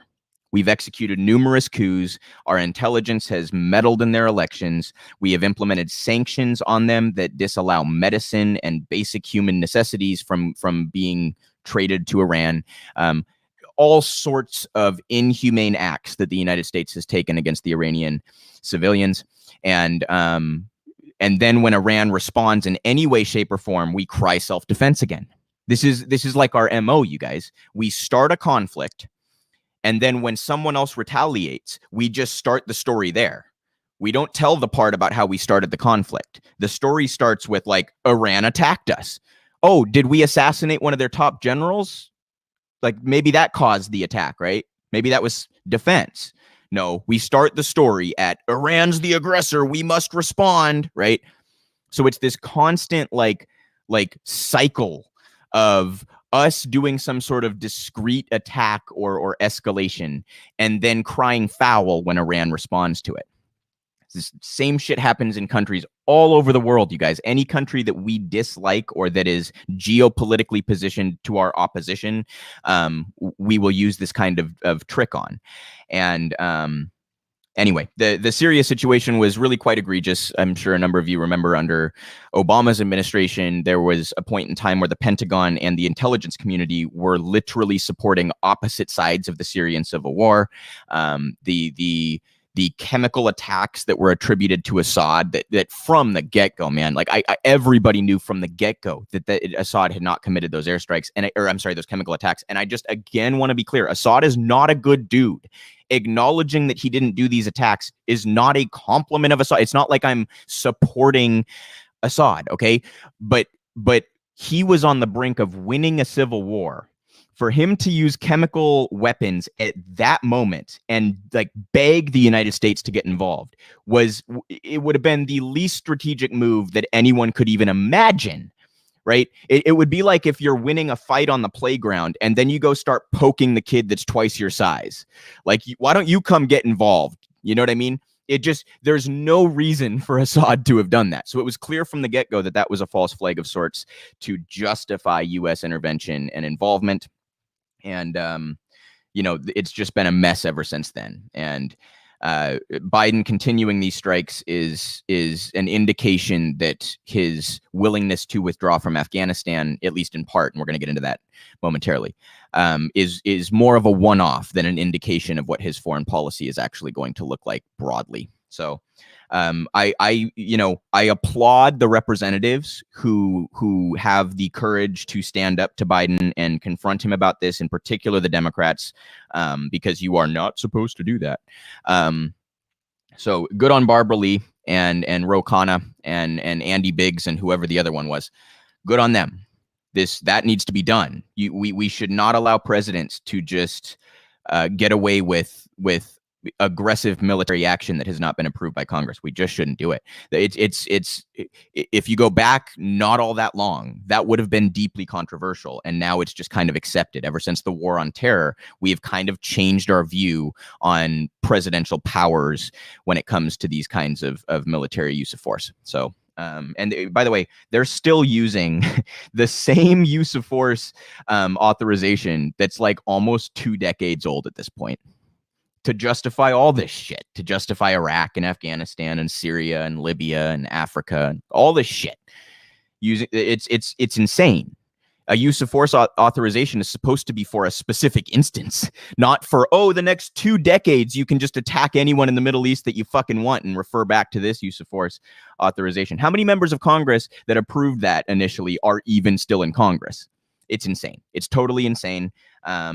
It's not constitutional what we have allowed the last number of presidents to get away with. And really, you could even go back decades. It's been insane for a long time, but there was clearly a switch when we began the war on terror in terms of how we view those kinds of powers and who should hold them. So Afghanistan. So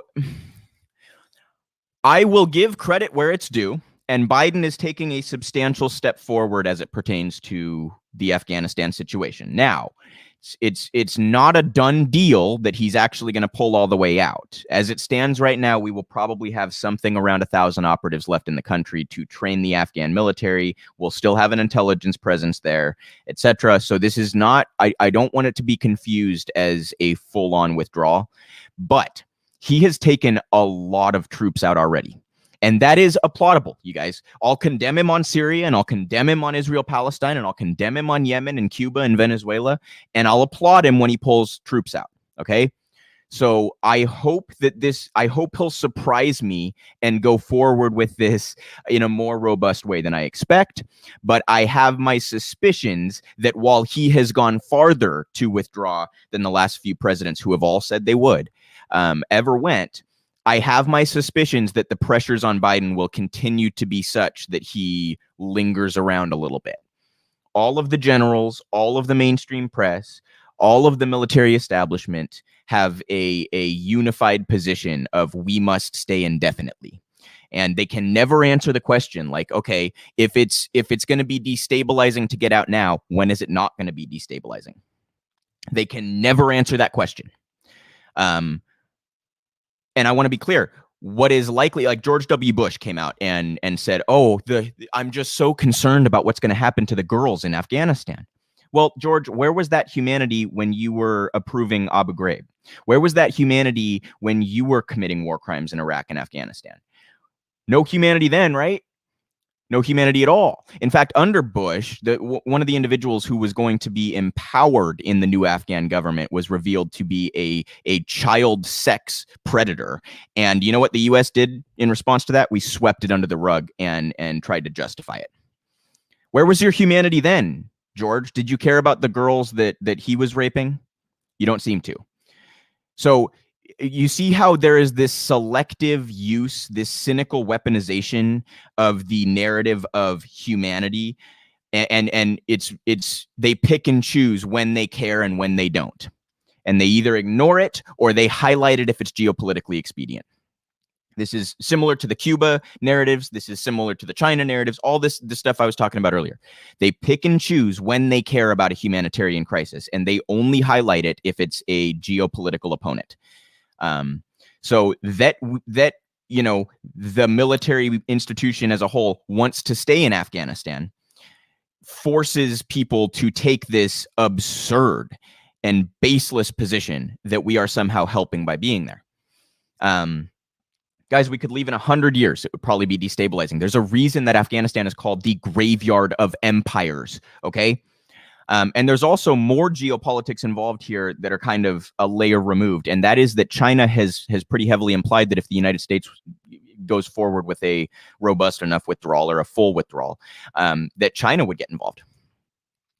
So China will likely go screw things up in the same way that every other country that's gone into Afghanistan has screwed things up, including us. But that's not our responsibility. Our responsibility is to get the fuck out. That's our responsibility. And again, it is tragic what the Taliban does to women and girls. Tragic, disgusting, condemnable, and I will condemn it every time that story comes up. But we cannot respond to every injustice in the world with a military coup or a regime change or use of military force. We can't do it. We'd have to attack damn near everybody. So the discussion is not, is it okay the way the Taliban and Al-Qaeda operate? No, that's not the discussion at all. The discussion is, should we be involved? Is our presence helping or hurting? That's the discussion. Unfortunately, one of the areas where there is a very unified front in terms of rhetoric and narratives in this country is exactly this area: regime changes and foreign policy and the military-industrial complex, which the establishment wants to keep on churning. So I will continue to cover this. I hope Biden surprises me and pulls everybody out. I really hope he does. But I do want to caution people in thinking, that this can't turn around and he can't suddenly flip his position, because it's not entirely unlikely that he'll do that. Trump and Obama both ran on getting out of Iraq and Afghanistan. Did either of them do it? No, we increased our conflicts instead, right? So I do want to caution, this is not a done deal, but if he's serious about withdrawing, I will applaud that. That's a positive thing, right? And the last story here that I wanted to cover is what I referenced earlier.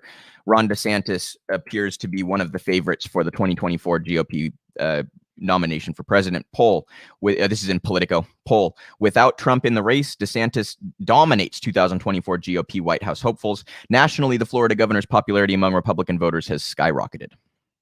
Donald Trump remains the king of the GOP. Florida Governor Ron DeSantis is looking like the crown prince.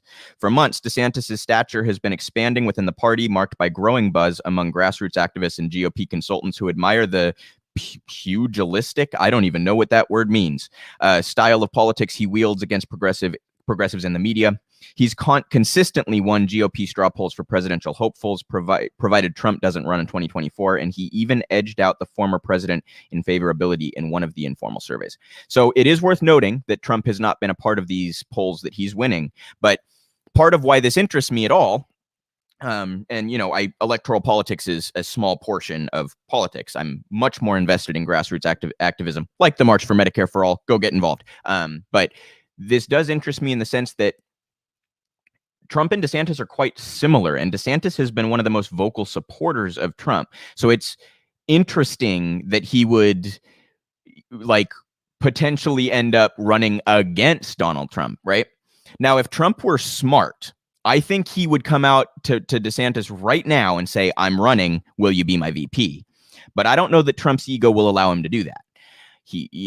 It'll kind of depend, I suppose, on what their relationship is like, because Trump has demonstrated that he will flip on a friend like that, right?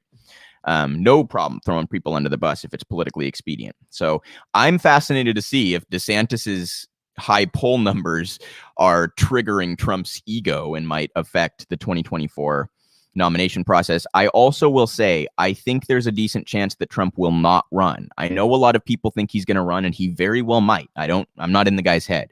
But if there's one thing that's been true about Trump throughout his whole career, it's that he knows how to keep something relevant. So he's not going to answer that question until the very last minute, right? He did that thing, I don't know, a week ago or 2 weeks ago, where he said, he was asked, have you decided? And he said yes, but he did not say what his decision was. And I think he's going to drag this out as long as possible to make everybody question it and make it kind of a story. You know what I mean? But I am interested to see if DeSantis turns out like Christie or Romney or any of these other characters that would at varying times be either buddy with Trump or hate his guts and be in conflict with him. It will be interesting to see, and it is relevant to progressives in the sense that one of the most cynically weaponized narratives against progressives in the Democratic nomination process is, you got to beat Trump. You got to beat Trump. Now, as disingenuous as that argument is, and as detached from reality as that argument is, because Bernie would have had just as much of a shot, if not more of a shot, in my view, to beat Trump than Joe Biden. And we can have those debates. But as disingenuous as that view is, it does work. I cannot tell you how many voters I spoke with when I was knocking doors for the Bernie campaign, whose chief concern with Bernie was electability. They would say, I really like him. His platform is closest to what I want of all the candidates. But can he beat Trump? That was the concern, and that was their concern because that's been so beaten into their heads by the mainstream media. So we'll keep tabs on both of those nomination processes. Obvious grain of salt, you guys, that we're years out here and things can change very quickly. But every now and again, I think it's worth checking in on what the 2024 environment will look like. And I want to leave you guys today with a clip of Bernie talking about healthcare. And once again, encourage you all to get involved in this March for Medicare for All. Find a city near you to participate in and donate if you can. Here's a short clip of Bernie at a rally in 2017. And I want to show you guys this just to remind you what kind of energy is behind this policy when we're actually out organizing, when we're actually out talking to people about this stuff, when it's politically relevant, right? So this is a short clip of Bernie, and then we'll come back and close out the show.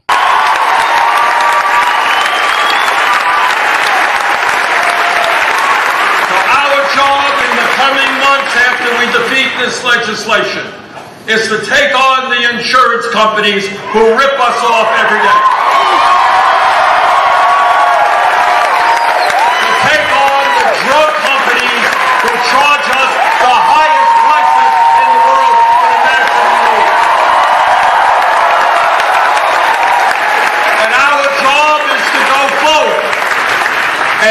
has a Medicare for all single-payer plan.